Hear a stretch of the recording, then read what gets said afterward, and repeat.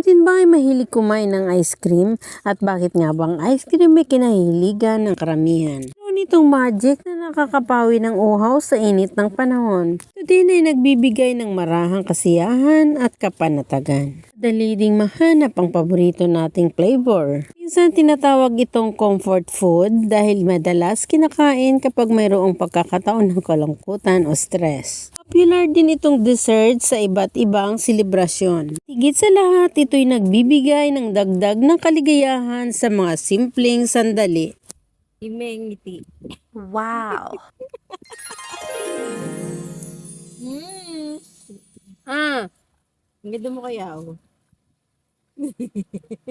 Tingnan naman natin ang dulot nito doon sa mga taong hindi mahilig kumain ng ice cream. O ayan, tingnan ninyo sa super sa lamig.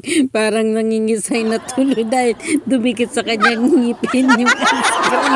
Tawag po dyan ay sensitivity sa ngipin. Hinayang iluwa dahil ito ay masarap at mahal.